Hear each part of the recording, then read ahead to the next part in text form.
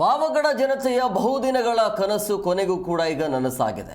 ಬಹುದಿನಗಳ ಬೇಡಿಕೆ ಇತ್ತು, ಕನಸು ಕೂಡ ಇತ್ತು, ಈಗ ಅಂತಿಮವಾಗಿ ನನಸಾಗ್ತಾ ಇದೆ. ಸೊ ಕುಡಿಯುವ ನೀರು ಪೂರೈಕೆ ಯೋಜನೆಯನ್ನು ಇವತ್ತು ಸಿಎಂ ಸಿದ್ದರಾಮಯ್ಯನವರು ಉದ್ಘಾಟನೆ ಮಾಡ್ತಾರೆ. 270 ಗ್ರಾಮಗಳಿಗೆ ನೀರು ಪೂರೈಕೆಯ ಯೋಜನೆ ಇದೆ. ತುಮಕೂರು ಜಿಲ್ಲೆಯ ಪಾವಗಡ ತಾಲೂಕಿಗೆ ಇವತ್ತು ಸಿಎಂ ಭೇಟಿಯನ್ನು ಕೊಡ್ತಾರೆ. ವಿವಿಧ ಕಾಮಗಾರಿಗಳನ್ನು ಉದ್ಘಾಟಿಸಲಿದ್ದಾರೆ ಸಿಎಂ ಸಿದ್ದರಾಮಯ್ಯ. ಗಡಿನಾಡು ಬರಪೀಡಿತ ಪಾವಗಡ ಜನತೆಯ ಬಹುದಿನಗಳ ಕನಸಿನ ಯೋಜನೆ, ಆ ಒಂದು ಯೋಜನೆ ಇವತ್ತು ಸಿಎಂ ಸಿದ್ದರಾಮಯ್ಯ ಅವರ ಕೈಯಿಂದ ಉದ್ಘಾಟನೆ ಆಗುತ್ತೆ. ತುಂಗಭದ್ರಾ ಜಲಾಶಯದ ಹಿನ್ನೀರಿನಿಂದ ಪಾವಗಡ ತಾಲೂಕಿಗೆ ಕುಡಿಯುವ ನೀರು ಪೂರೈಕೆಯ ಯೋಜನೆ ಇದು.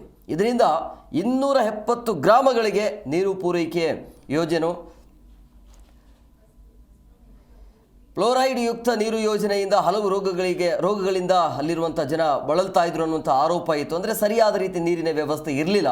ಸೊ ಹಂಗಾಗಿ ಈಗ ಅಲ್ಲಿರುವಂಥ ಗ್ರಾಮಗಳಿಗೆ ಸುಮಾರು 270 ಒಂದು ಗ್ರಾಮಗಳಿಗೆ ನೀರು ಪೂರೈಕೆ ಆಗತ್ತೆ. ಸೊ ಹಂಗಾಗಿ ಇವತ್ತು ಸಿಎಂ ಸಿದ್ದರಾಮಯ್ಯನವರು ತುಮಕೂರಿಗೆ ಭೇಟಿಯನ್ನು ಕೊಟ್ಟು, ಅಂದರೆ ಈ ಪಾವಗಡ ಜನತೆಯ ಒಂದು ಬಹುದಿನದ ಬೇಡಿಕೆ ಏನಿತ್ತಲ್ಲ, ಆ ಬೇಡಿಕೆ, ಆ ಕನಸು ಇವತ್ತು ನನಸಾಗ್ತಾ ಇದೆ. 2012ರಲ್ಲಿ ಬೆಂಗಳೂರು ಚಲೋ ಕಾಲ್ನಡಿಗೆ ಪಾದಯಾತ್ರೆ ಕೂಡ ಆಗುತ್ತೆ.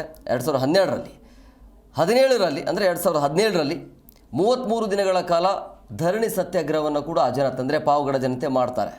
ಪಕ್ಷಾತೀತವಾಗಿ ಮಾಜಿ ಸಚಿವ ವೆಂಕಟರಮಣಪ್ಪ ಜೊತೆಗೆ ಮಾಜಿ ಶಾಸಕರಾಗಿರುವಂಥ ತಿಮ್ಮರಾಯಪ್ಪ ನೇತೃತ್ವದಲ್ಲಿ ಆ ಸಮಯದಲ್ಲಿ ಹೋರಾಟ ಆಗಿರುತ್ತೆ. ಇದೆಲ್ಲ ಹೋರಾಟ, ಬೇಡಿಕೆ, ಕನಸು ಕೊನೆಗೂ ಕೂಡ ಈಗ ನನಸಾಗ್ತಾ ಇದೆ.